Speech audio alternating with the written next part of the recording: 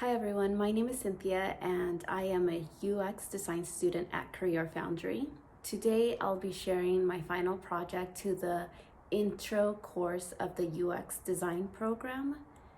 And I was very hesitant to sharing this project with you guys because I feel like I did not develop my app as much as other students did.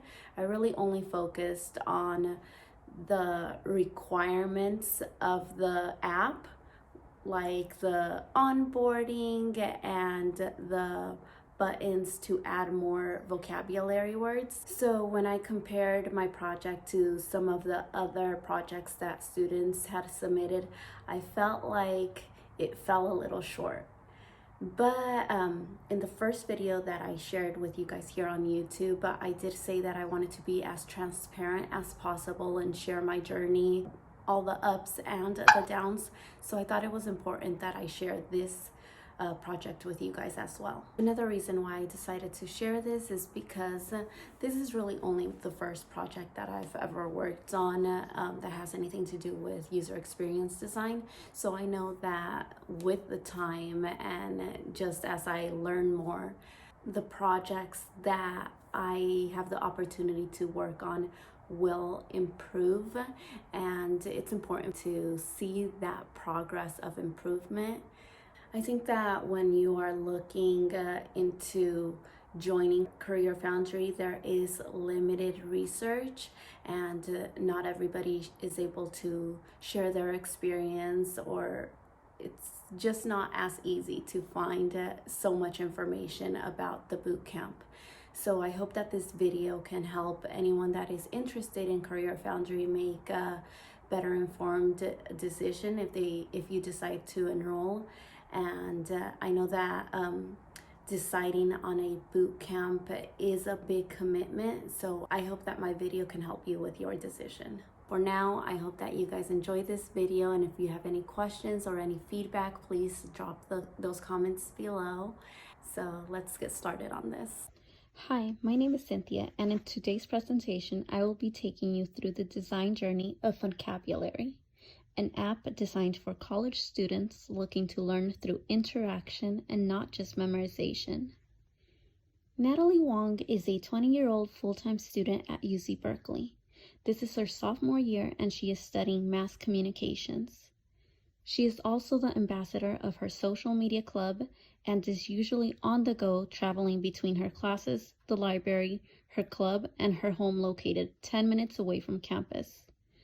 This year, she is taking the required Media, Law, and Ethics course and is finding this course very challenging because she is not familiar with the law terms used in the case studies that she is reading. With that in mind, she needs an app that will help her with learning new words for her classes. She wants to easily access an app that will keep her engaged through interaction. She wants an app that won't make her feel overwhelmed by flooding her with too many new words. She needs daily reminders so she won't forget to study. And she wants to feel confident knowing she can use the new words and sentences, pronounce them, and spell them correctly. With so many apps in the market, Natalie is finding it difficult to find an app that works best for her. Natalie needs an interactive and engaging way to learn the legal terms used in her Media Law and Ethics course.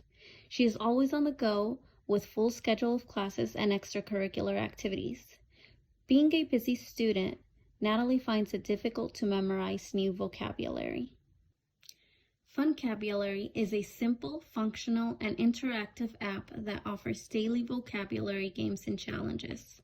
With only a set number of new words per day, Natalie will be able to focus and learn the vocabulary words that are important to her. As previously mentioned, Natalie is easily overwhelmed when there are too many words accessible to her. While doing a competitive research, I found that many apps don't have a limit to how many words can be reviewed per day. This can sometimes make individuals like Natalie feel overwhelmed with the amount of words that they are learning. She also stated that oftentimes she feels too busy to keep track of all the new words she comes across. She needs an app that doesn't bury her with vocabulary so she can remain focused on learning the words that are important to her. Natalie learns by doing. She is a kinesthetic learner. It is important to engage in her activities beyond reading and hearing. She needs an app that she can trust to send her daily notifications, to log in and study. When I started mapping out user flows, I kept it very simple by focusing on the primary processes and the steps the user will need to take to get to their complete desired tasks. This includes the onboarding process, accessing the home page, games, tests, and library so users can add their own words. Within the onboarding process, I included an option for the users to set reminders. I also included an option where users can select how many words they want to learn per day. This was very important because it was one of the factors that differentiates this app from other apps available and provides users like Natalie the ability to focus on words that are important to them without 100 other words showing to be available. Overall, I wanted the user flows in app to be simple yet functional. After mapping out the user flows, I created some low-fidelity, two-dimensional black and white wireframes.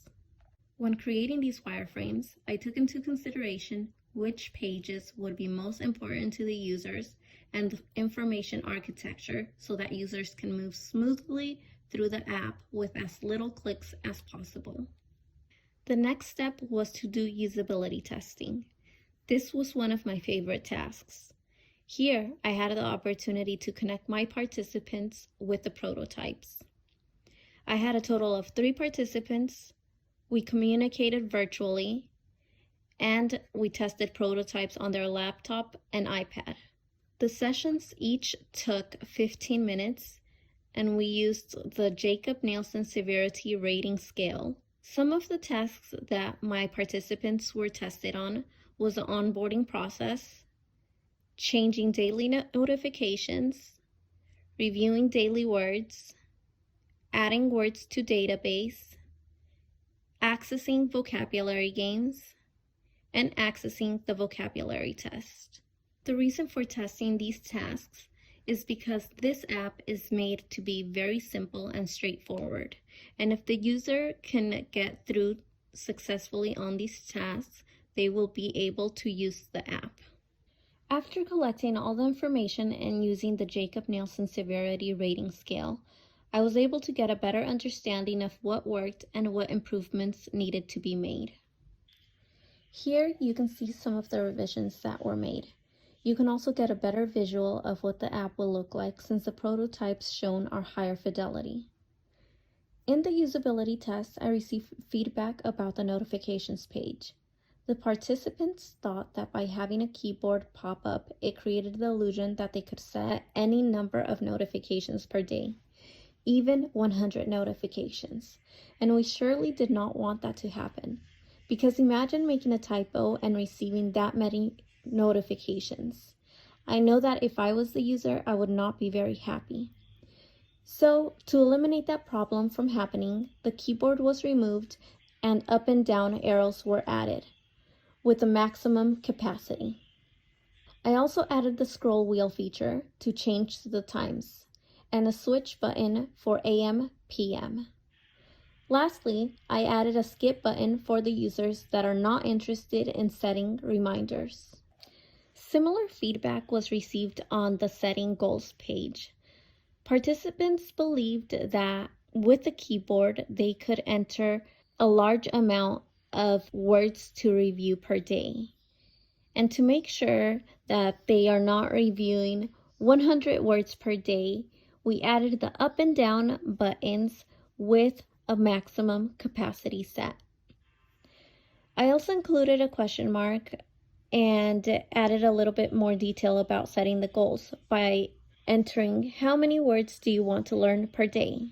This will provide users a better understanding of what type of goal they are setting. Within the onboarding pages, I did add a button to be able to return to the previous page on the top left corner in case the users have changed their mind and want to go back to make the changes. On the homepage, there were a few changes that I needed to make. The More button got changed to Library because my participants felt that by having a button called More, they would see a lot of other features available and a lot of more app capabilities. So to avoid that confusion, I changed it with the word library. Also, very important, I added the arrows pointing to the right and to the left so the users can switch between the words that they are reviewing in that day. Prior to that, those are some buttons that I had forgotten, and the user was just stuck on the same word. So I'm really happy that this was caught early on. The last change made was in the settings page. The notifications button was previously called reminders, and some of my participants mentioned they usually see the word notification in other apps. So after doing further research, the change was made to make sure vocabulary feels familiar to users. The next steps to take are to continue creating wireframes and prototypes for the vocabulary games and tests. Before I can add the games and tests to the app, I would go back to doing a competitive analysis and research on vocabulary games and tests that meet the interactive needs of the targeted users like Natalie. I will also need to do more usability tests and iteration. Looking back at the experience of designing the app Vocabulary, some of the pros in my journey were that I was able to identify the pros and cons when conducting research on competitors' apps. I was also able to narrow down on the user's needs and goals. And I thought I did a nice job at creating a persona, as well as wireframes and prototypes, because I was able to keep them clean, minimal, and functional. Some of the areas that I could improve on were to provide clear and detailed instructions to my participants when conducting interviews and usability tests. I would also like to work on encouraging participants to think out loud and don't ask leading follow-up questions during interviews and usability testing. Avoid agreeing or disagreeing with participants' feedback and remain neutral. And spend more time on usability testing and information architecture techniques such as card sorting. If you made it through my video, I would like to thank you for your support. Also, please don't forget to subscribe to keep up with my journey to becoming a UX designer. I will make sure that I keep you all updated, and I hope that these videos are helpful to you. Thank you.